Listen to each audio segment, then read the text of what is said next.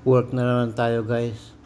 Ganyan ang routine ng buhay ko bilang isang OFW dito sa isla ng Saipan. Trabaho, bahay, palengke. Ganun lang guys, umiikot ang buhay ko dito sa isla ng Saipan. Wala naman akong jowa, so ganun na lang ang aking buhay dito sa isla ng Saipan. Puro trabaho, bahay, Facebook, palengke. Ganun lang guys. Simpleng-simple lang ang buhay ko. Basta makaraos lang sa isang araw, okay na yun sa akin. Magampanan ko ang aking trabaho ng 100% o 101% man lang. Masaya na ako.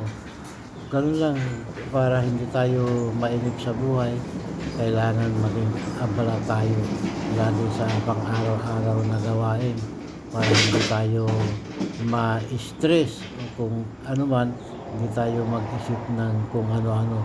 Basta focus lang po tayo ngayon sa ating trabaho, focus sa pamilya. Huwag na yan sa jowa-jowa, istorbo lang yan, visit sa buhay yan. Mas maganda pa mag-isa na lang, wala kang stress at wala kang problemang iniisip. Kung wala kang jowa, so far so good, wala kang iisipin pang iba. Basta ako, mag-focus na lang ako sa aking pamilya.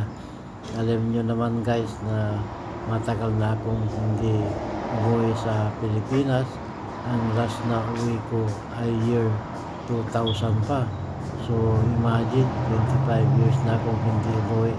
Mahigit na 2 dekada na.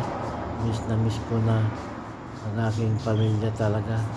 Talagang matindi na ang aking pagka-homesick sa ngayon. Hinihintay ko na lang po guys ang aking pensyon. Pag mag-pensyon ako dito sa isla ng Saipan, pwede na akong umuwi for good para mayroon bang inaasahan buwan-buwan guys, di ba?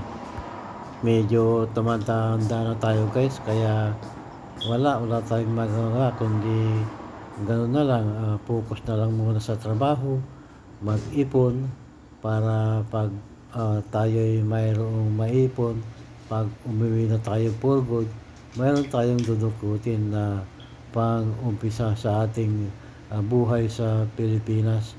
Kasi sa edad natin ito, pag uwi natin, hindi na tayo makakahanap pa ng trabaho kasi overage na ba. Kaya ang the best way, mag-ipon ng mag-ipon para pag uwi for good, mayroon tayong pang-kapital na gagamitin natin para sa bagong umpisa sa buhay. Total, ako naman ay pag uwi ko sa Pilipinas ay mayroon akong pensyon na inaisahan mula sa SSS.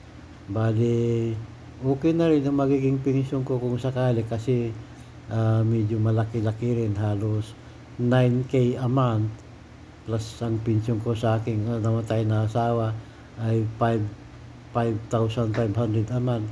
Pag totalin mo yun, mahigit 15K rin. So so far so good. Basta ang importante guys ay alagaan natin ang ating sarili.